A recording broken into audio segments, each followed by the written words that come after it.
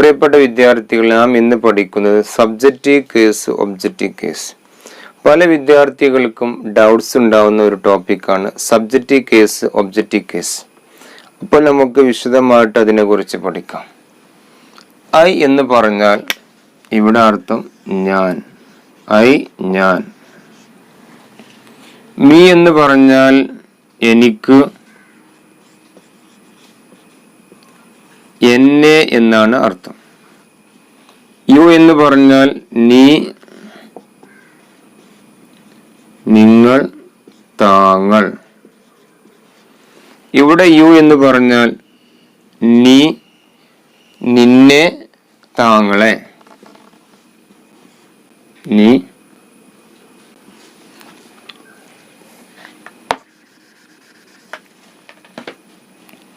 നിന്നെ, നിന്നോട്, താങ്കളോട് എന്നുള്ള അർത്ഥം വരും. ദേ എന്ന് പറഞ്ഞാൽ അവർ. അത് ഒബ്ജക്റ്റീവ് കേസിലേക്ക് പോകുമ്പോൾ അവരെ, അവരോട് എന്നുള്ള അർത്ഥമായിട്ട് വരും. വി എന്ന് പറഞ്ഞാൽ ഞങ്ങൾ. അസ് എന്ന് പറഞ്ഞാൽ ഇത് ഉസ് എന്ന് വായിക്കരുത്, അസ് എന്നാണ് വായിക്കുക. അസ് എന്ന് പറഞ്ഞാൽ ഞങ്ങളോട് അല്ലെങ്കിൽ ഞങ്ങൾക്ക്. ഹി എന്ന് പറഞ്ഞാൽ അവൻ, ഹിം എന്ന് പറഞ്ഞാൽ അവനോട്, അവനെ. ഷി എന്ന് പറഞ്ഞാൽ അവള്, ഹർ എന്ന് പറഞ്ഞാൽ അവളോട്. ഇറ്റ് അത്, ഇറ്റ് അതിന്, അതിനോട് എന്നൊക്കെയാണ് അർത്ഥം ലഭിക്കുക. അപ്പോൾ ഒന്നുകൂടി മനസ്സിലാക്കുക. ഐ എന്ന് പറഞ്ഞാൽ ഞാൻ, മീ എന്ന് പറഞ്ഞാൽ എന്നോട്, എനിക്ക്, യു എന്ന് പറഞ്ഞാൽ നീ. അത് ഒബ്ജക്റ്റീവ് കേസിൽ യു വരുമ്പോൾ അതിന് മാറ്റം ഉണ്ടാവുകയില്ല. അതിൻ്റെ അർത്ഥം നിന്നെ, നിന്നോട്, താങ്കളോട്. ദേ എന്ന് പറഞ്ഞാൽ അവർ. അത് ഒബ്ജക്റ്റീവ് കേസിലേക്ക് പോകുമ്പോൾ അതിനർത്ഥം ദം, അവർ, അവരോട്, അവരെ എന്നുള്ള അർത്ഥമായിട്ട് മാറുന്നു. വി എന്ന് പറഞ്ഞാൽ ഞങ്ങൾ, നാം എന്നൊക്കെ അർത്ഥം. അതിനെ ഒബ്ജക്റ്റീവ് കേസിലേക്ക് പോകുമ്പോൾ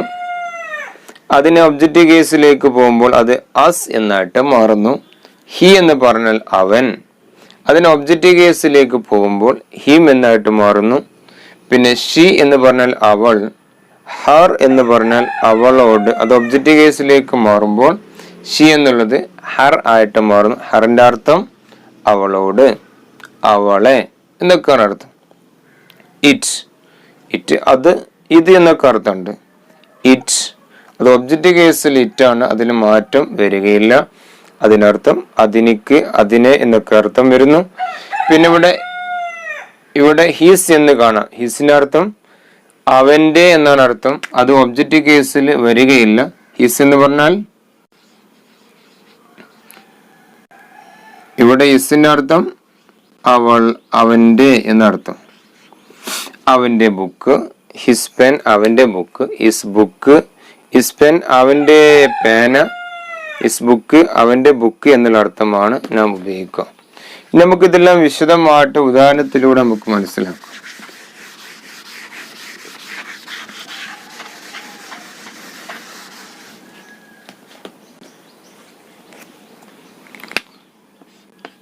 I love you. I love you. ഞാൻ നിന്നെ ഇഷ്ടപ്പെടുന്നു, ഞാൻ നിന്നെ സ്നേഹിക്കുന്നു. ഇതിന് നമ്മൾ ഈ ഐ എന്നുള്ളതിനെ നാം ഒബ്ജക്റ്റീവ് കേസ്, ഇത് സബ്ജക്റ്റ്, ഇത് വേർബ്, ഇത് ഒബ്ജക്റ്റ്. ഇതാണ് ഒരു ഇംഗ്ലീഷിന്റെ ഓർഡർ. ആദ്യം സബ്ജക്റ്റ്, പിന്നെ വേർബ്, പിന്നെ ഒബ്ജക്റ്റ്. ഈ ഐ എന്നുള്ളത് ഈ ഒബ്ജക്റ്റിന്റെ കേസിലേക്ക് നമ്മൾ കൊണ്ടുവരാം. അപ്പോൾ ഐ എന്ന് ഉപയോഗിക്കാൻ പാടില്ല. ഐ ഫസ്റ്റിൽ ഉപയോഗിക്കും, ഐ എന്ന് ഉപയോഗിക്കും. ലാസ്റ്റിൽ അത് ഒബ്ജക്റ്റീവ് കേസ് ഇവിടെയാണ് വരാം, മൂന്നാം സ്ഥാനത്ത്. ഇവിടെ വരുന്ന സമയത്ത് നാം ഐനെ മീ എന്നാക്കി മാറ്റണം. ഉദാഹരണം നോക്കാം. You love me. ഇവിടെ നീ എന്നെ ഇഷ്ടപ്പെടുന്നു, എന്നെ സ്നേഹിക്കുന്നു. അപ്പോൾ ഇവിടെ ഈ ഐ എന്നുള്ള മീ എന്നുള്ള ഇവിടെ ഒബ്ജക്റ്റീവ് കേസിൽ വന്നപ്പോൾ ഇവിടെ മീ എന്നാണ് അർത്ഥം ലഭിച്ചത്, മീ എന്നാണ് നമുക്ക് വേർഡ് ലഭിച്ചത്. അവിടെ ഐന്റെ അർത്ഥം ഞാൻ.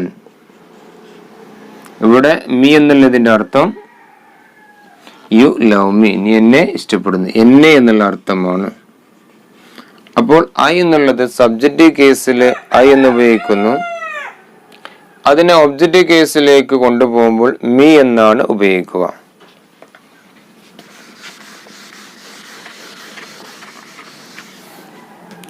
ഇനി അടുത്തത് U.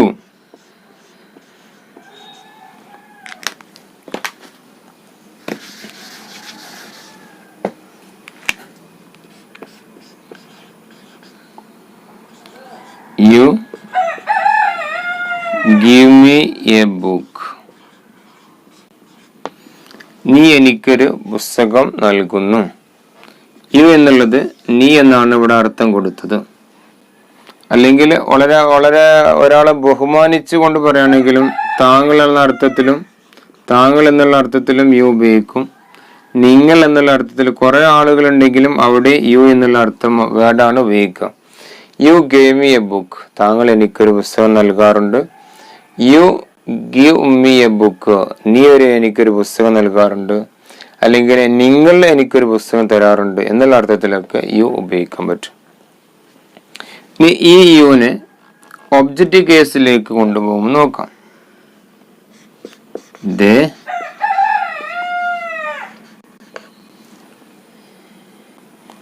Gave you a book.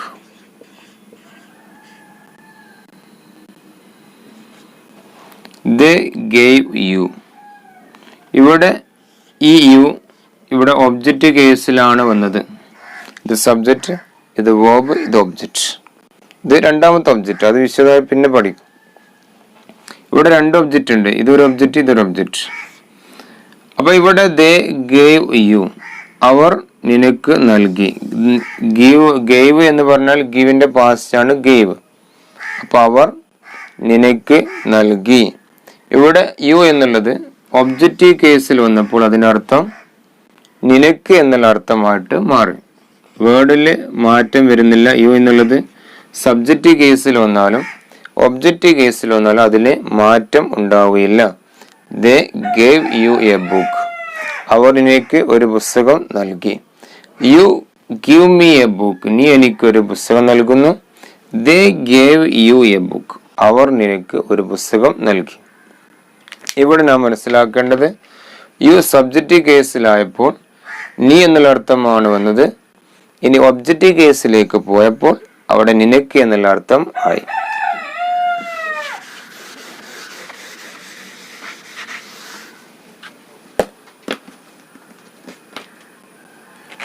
ഇനി they brought some ice cream.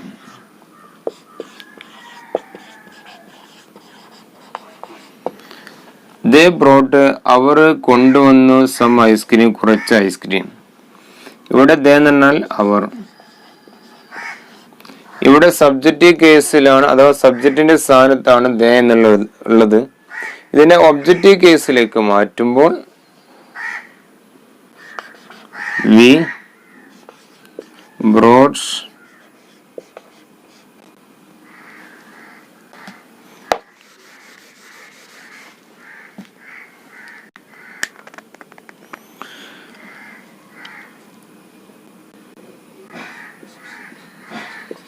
we kissed them. we ഞങ്ങൾ kissed them, അവരെ ചുംബിച്ചു. വി ഞങ്ങൾ കിസ് ചുംബിച്ചു ദം അവരെ. ഇവിടെ ദേ എന്നുള്ളത് അവർ എന്നായിരുന്നു. ഈ ദേ ആണ് ഇവിടെ ഒബ്ജക്റ്റീവ് കേസിലേക്ക് പോയത്. അപ്പോൾ അവരെ എന്നുള്ള അർത്ഥം ആയി. ദേ വി കിസ്ഡ് ദം, ഞങ്ങൾ അവരെ ചുംബിച്ചു. ഇനി നമുക്ക് അടുത്ത ഉദാഹരണം നോക്കാം. വി എന്നുള്ളത് നോക്കാം. V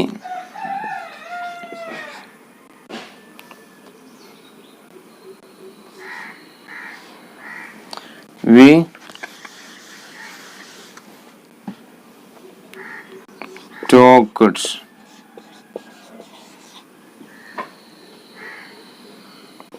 with them. We talked with them. ഞങ്ങൾ അവരുമായി സംസാരിച്ചു. ഇവിടെ വി എന്നുള്ള സബ്ജക്റ്റീവ് കേസിൽ വിക്ക് ഞങ്ങൾ എന്നുള്ള അർത്ഥമാണ്. ഞങ്ങൾ അവരുമായി സംസാരിച്ചു. ഇനി വി എന്നുള്ളത് ഒബ്ജക്റ്റീവ് കേസിലേക്ക് വരുമ്പോൾ അതിന്റെ അർത്ഥം നോക്കാം. They talked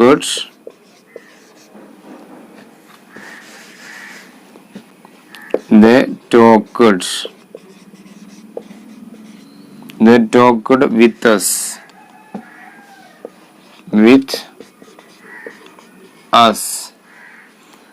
They talked with us. അവർ ഞങ്ങളുമായി സംസാരിച്ചു. അസ് എന്ന് പറഞ്ഞാൽ ഞങ്ങൾ. വിത്ത് അസ് ഞങ്ങളുമായിട്ട് സംസാരിച്ചു. ഇവിടെ വിത്ത് വി എന്ന് ഉപയോഗിക്കാൻ പാടില്ല. They talked with us. അവർ ഞങ്ങളുമായിട്ട് സംസാരിച്ചു.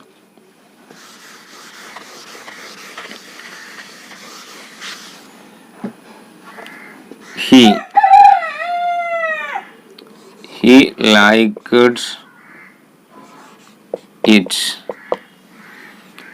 He liked it. അവൻ അത് ഇഷ്ടപ്പെട്ടു. ഹി എന്നുള്ളത് സബ്ജക്റ്റ് കേസിൽ ഹി എന്ന് അവൻ. ഇത് നമ്മൾ ഒബ്ജക്റ്റീവ് കേസിലേക്ക് കൊണ്ടുപോകുമ്പോൾ എങ്ങനെയെന്ന് നോക്കാം. We gave him a gift. ഞങ്ങൾ gave him അവനിക്ക് നൽകി എ ഗിഫ്റ്റ്, ഒരു ഗിഫ്റ്റ് കൊടുത്തു. അപ്പോൾ ഇവിടെ ഹി എന്നുള്ള അവൻ എന്നുള്ളത് ഹിം ഒബ്ജക്റ്റീവ് കേസിലേക്ക് പോയപ്പോൾ അവനിക്ക് എന്നുള്ള അർത്ഥമായി അവന്. വി ഞങ്ങൾ gave him അവന് നൽകി എ ഗിഫ്റ്റ്, ഒരു സമ്മാനം കൊടുത്തു. ഇവിടെ ഹി ലൈക്ക്ഡ് ഇറ്റ് അവൻ അത് ഇഷ്ടപ്പെട്ടു. അവിടെ സബ്ജക്റ്റീവ് കേസിൽ അവൻ എന്ന് പറഞ്ഞത് ഒബ്ജക്റ്റീവ് കേസിലേക്ക് പോയപ്പോൾ ഹിം എന്നായിട്ട് മാറി.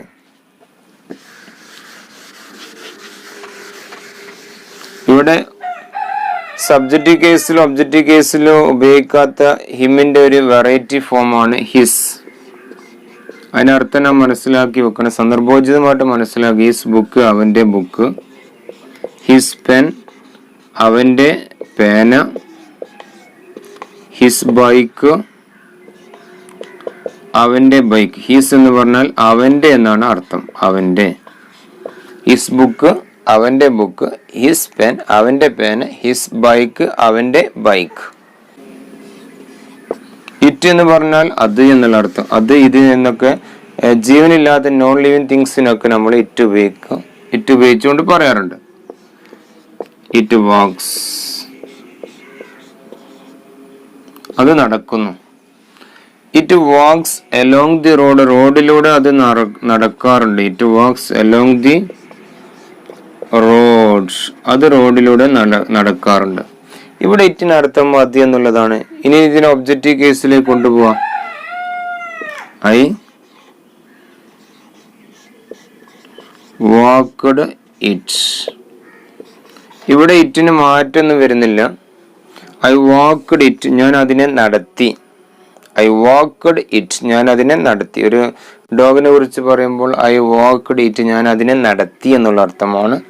ഇവിടെ ഇറ്റിന്റെ അർത്ഥം അത് എന്നുള്ളതാണ്. ഇവിടെ അത് ഒബ്ജക്റ്റീവ് കേസിലേക്ക് പോയപ്പോൾ അതിനെ എന്നുള്ള അർത്ഥം ലഭിച്ചു. അതിനെ എന്നുള്ള അർത്ഥം നമുക്ക് ലഭിച്ചു. ഇറ്റിന് സബ്ജക്റ്റീവ് കേസിലോ ഒബ്ജക്റ്റീവ് കേസിലോ ഒരു മാറ്റവും വരുന്നില്ല.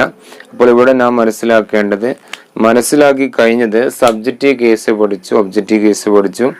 ഐ എന്നുള്ളത് മീ എന്നായിട്ട് മാറുന്നു. അതുപോലെ യു എന്നുള്ളത് യു എന്ന് തന്നെയാണ്, ഒരു മാറ്റമില്ല. പിന്നെ ദേ എന്നുള്ളത് ദമ്മായിട്ട് മാറുന്നു. അതുപോലെ തന്നെ വി എന്നുള്ളത് അസായിട്ട് മാറുന്നു. ഹി എന്നുള്ളത് ഹിമ്മായിട്ട് മാറുന്നു. ഷി എന്നുള്ളത് ഹറായിട്ട് മാറുന്നു. ഇറ്റ് എന്നുള്ളത് ഇറ്റ് എന്ന് തന്നെ മാറുന്നു. അപ്പൊ നമുക്ക് സബ്ജക്റ്റീവ് കേസ് ഒബ്ജക്റ്റീവ് കേസ് വളരെ വിശദമായിട്ട് നാം പഠിച്ചു. ഇതുപോലുള്ള കൂടുതൽ ഉദാഹരണങ്ങൾ ഉപയോഗിച്ചുകൊണ്ട് നിങ്ങൾ പ്രാക്ടീസ് ചെയ്യുക. ഇതുമായി ബന്ധപ്പെട്ട ഡൗട്ട്സ് നിങ്ങൾ കമൻറ്റിലൂടെ അറിയിക്കുക. നിങ്ങൾക്ക് ഇത് ഇഷ്ടപ്പെട്ടാൽ ലൈക്ക് ചെയ്യുക. നിങ്ങൾ ആദ്യമായിട്ട് കാണുന്നുവെങ്കിൽ നിങ്ങൾ സബ്സ്ക്രൈബ് ചെയ്ത് ഇതുപോലുള്ള പുതിയ പുതിയ സ്പോക്കൺ ഇംഗ്ലീഷ് അധ്യായങ്ങൾ നിങ്ങളുടെ ഫോണിലേക്ക് ആ നിമിഷം ഞാൻ അപ്ലോഡ് ചെയ്യുന്ന നിമിഷം തന്നെ നിങ്ങളുടെ ഫോണിലേക്ക് നോട്ടിഫിക്കേഷനായി ലഭിക്കുന്നതാണ്. അപ്പോൾ പുതിയ അധ്യായത്തിലെ ലഭിക്കുന്നവരെ ഓൾ ദി ബെസ്റ്റ്.